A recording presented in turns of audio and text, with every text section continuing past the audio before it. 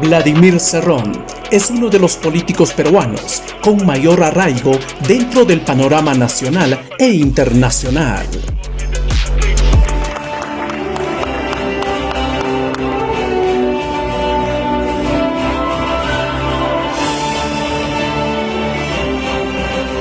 Que por cierto, Vladimir Cerrón, su hermano, el dirigente nacional de Perú Libre, se perfila como uno de los candidatos natos a la presidencia de la República. Es un tipo muy capaz, ¿correcto? Cerrón agarra al... Mira, ve, Cerrón lo agarra al 85% de los políticos vigentes en un debate y los tritura. ¿Sí? Los tritura, porque el tipo está preparado para la guerra. ¿Qué gobierno de izquierda ha tenido este país? Absolutamente ninguno. Su posición frente a las políticas económicas de los gobiernos en las últimas décadas le ha traído una represalia no solo política, sino judicial. Nos sorprende porque cuando va a haber un proceso electoral siempre hay una sentencia o se manejan las cosas cronométricamente. Es el único actor político que mostró al país entero de cómo la mafia caviar, parasitariamente, está enquistada en los diferentes estamentos del Estado. Para callar a Vladimir Cerrón e impedir su candidatura a la presidencia de la República, se ensañaron con una nueva sentencia politizada. Sobre la sentencia, consultamos a especialistas en la materia, quienes desbarataron la acusación y la pena contra Cerrón Rojas.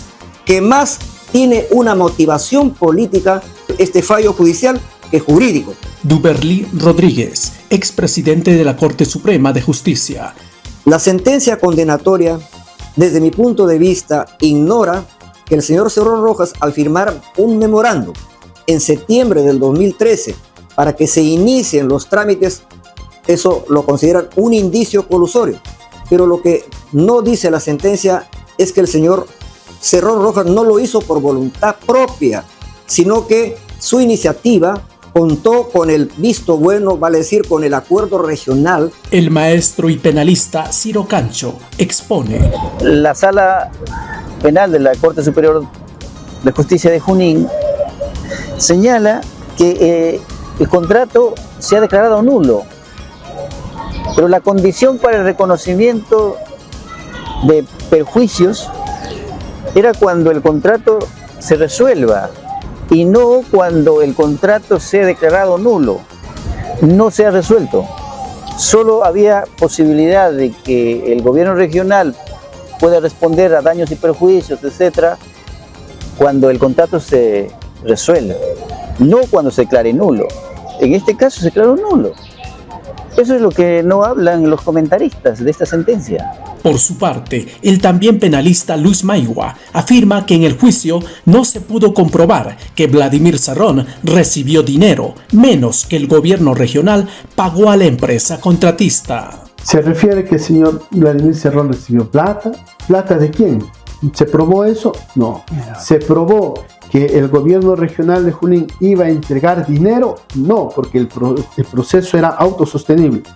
¿Que el gobierno regional de Junín había puesto en riesgo la economía del gobierno regional? No, porque esta empresa nunca solicitó indemnización, nunca solicitó arbitraje para que le indemnice. Simplemente el proyecto se declaró nulo. Sobre la reparación civil, los letrados sustentan. Y no entiendo como abogado ni como ex magistrado cómo en la sentencia, por el solo hecho de considerarlo como un peligro potencial, es decir, algo que está lejano en otra galaxia, puede ordenar que el señor Vladimir Cerrón Rojas y los otros sentenciados paguen 800,000 soles de reparación civil.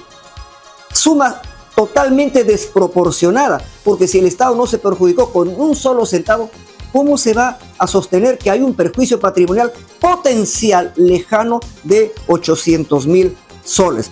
Yo finalmente considero que más tiene una motivación política este fallo judicial que jurídico. Por eso es que considero que es una arbitrariedad. Este comentario lo hago, como he dicho, simplemente desde el punto de vista jurídico y no estoy calificando la condición política del señor Vladimir Cerrón Rojas. También es cruel, por ejemplo, que se haya establecido como reparación civil inicialmente más de 2 millones y luego 800.000 soles, que se redujo en segunda instancia. Yo he mencionado que esto se trataba de un enriquecimiento sin causa. No niego que pueda existir reparación civil a favor del Estado, pero no puede ser una suma exorbitante de 800.000 soles en un delito que no se ha causado perjuicio al Estado. Ahí no existe fundamentación ni motivación. No he encontrado por qué 800.000. Quizás haya venido el Espíritu Santo y haya iluminado a la mente de los magistrados para decir exactamente 800.000. Tal vez el espíritu maligno. A la consulta, ¿por qué los jueces dieron una sentencia suspendida menor a los 4 años, pero a su vez una pena de cárcel? ¿Acaso las presiones mediáticas y políticas definieron para tomar la decisión final de la sentencia? Es lamentable que por presiones mediáticas se hayan tomado estas decisiones, porque la pregunta es fácil: ¿por qué no le pusieron la pena máxima si estaban seguros de que él era culpable? ¿Por qué rebajaron más allá de 4 años de la pena, donde la posibilidad de pena suspendida es alta, y le pusieron pena efectiva? Entonces, un juez, si está completamente seguro que es culpable, le pone la pena. Si lee la acusación, si ha estado presente en todo el juicio, se dará cuenta que no fue beneficiado, más bien fue perjudicado con una pena que normalmente no es efectiva y lo han colocado en efectiva, entiendo yo, con un mensaje político criminal. Ahí siempre el juez da un mensaje. ¿Y cuál es el mensaje desde mi punto de vista? Eres inocente, pero pues no te quiero declarar inocente y te pongo una pena para que la gente crea que estás yendo al preso, pero no es la pena que realmente debería merecer, porque un culpable no debería merecer esta pena, sino mayor a esta pena. Entonces, hay una interpretación ya extralegal, extrajurídica, que nos lleva a la conclusión de que estaríamos frente a circunstancias un poco complejas. Y por otro lado, la pena se redujo de 4 a 3 años y 6 meses en segunda instancia. Eso fue en aplicación del método de los tercios, que también puse a consideración a los magistrados. Habiendo reducido la pena, se dispuso pena efectiva. Esto es contradictorio y los magistrados, de hecho, que saben.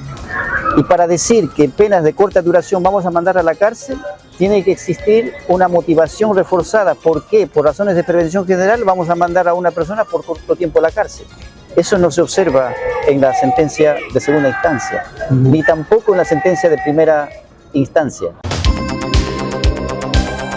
El sueño de construir un aeropuerto alterno al Jorge Chávez en el Valle del Mantaro se remonta al año de 1985 y a la ley 24290. Aquí lo que también la ciudadanía debe tener en cuenta es que la iniciativa del señor Cerrón Rojas de construir un aeropuerto Huanca en el departamento de Junín no era un capricho de él, sino que se remonta a una ley que es la ley 24.290 de el 4 de junio de 1985. ¿Y quién estaba de presidente en el Perú el 4 de junio de 1985? Nada menos que don Fernando Belaúnde Terry, a quien recordamos, por ejemplo, todos los que pasan por el aeropuerto internacional Jorge Chávez. Ahí hay una placa recordatoria que hizo el arquitecto Belaúnde, donde le rinde homenaje a Jorge Chávez cuando cruzó los Alpes. Y el arquitecto Belaúnde, con esa visión que él tenía, entendía que no solamente debería haber un aeropuerto en Lima, el Jorge Chávez, sino que debería haber un aeropuerto alterno. Y por eso es que se llama, declara de interés nacional la construcción de un aeropuerto alterno al de Lima, ubicado en el Valle del Mantaro. En el Valle del Mantaro. Quienes firmaron como representantes del poder legislativo: Manuel Ulloa Elías, que era un senador, Gastón Acurio Velarde, que era un senador, y Ricardo Castro Becerra. Entonces, en base a esta ley, es que el señor Cerrón, digamos, desarrolla esa iniciativa que no puede compararse con el decreto supremo número 020-2011 de hace pocos años, del 19 de mayo del 2011, porque un decreto supremo nunca puede estar por encima de una ley. Y sin embargo no entiendo por qué los jueces consideran que ese decreto supremo convierte en ilegal la iniciativa que desarrolló el señor Cerrón Rojas por demostrar interés en que se construya un aeropuerto en el Valle del Mantaro. Al respecto de las mentiras de los medios de comunicación que afirman que en el contrato no se tenía la aprobación del MEF y el MTC. No tenía la aprobación del Ministerio de Economía, tampoco de la cartera de Transportes y Comunicaciones. Debía haberse pronunciado, no era necesario el pronunciamiento porque se trataba de un contrato o de una obra por APP autosostenible. Y si es autosostenible no requería de la intervención del MEF, de más instituciones que tengan que haber dado licencia para la continuación de este proyecto. Otra de las mentiras por desconocimiento de los medios procaviares y de derecha. Lo peor, Cerrón firmó el contrato con el consorcio Huanca a pesar que a 25 minutos de distancia en auto se encontraba el aeropuerto Francisco Carlé en Jauja. Señoras y señores, bienvenidos a la ciudad de Jauja. El aeródromo de Jauja, hoy llamado solo en el papel aeropuerto, no cumple con las condiciones técnicas para ser un aeropuerto alterno al Jorge Chávez. En estas imágenes aéreas se comprueban los obstáculos naturales, los cerros que limitan con el aeropuerto de Jauja, principal impedimento para ampliar su área geográfica y convertirse en una pista de aterrizaje internacional, como exige la norma. Las montañas en mención impiden que un avión pueda aterrizar de noche. Es más, estas elevaciones no permiten que una nave realice operaciones de riesgo y de emergencia. Familia, acabo de aterrizar en Peruvian, en Jauja. Hay que recordar que en el 2017 el aeropuerto de Jauja, Francisco Carlé, sufrió un lamentable accidente. Según el gerente general de ese entonces de Peruvian Airlines, este tipo de accidentes se dan por fallas mecánicas o por problemas de infraestructura de los aeropuertos. Cabe indicar que la construcción de un aeropuerto alterno al Jorge Chávez en el Valle del Mantaro era un pedido de la población a través de sus consejeros. También se formó un patronato liderado por el extinto y reconocido escritor Sandro Bocio Suárez, quien vio la necesidad de tener este terminal aéreo internacional para el desarrollo de la provincia, la región y el Perú.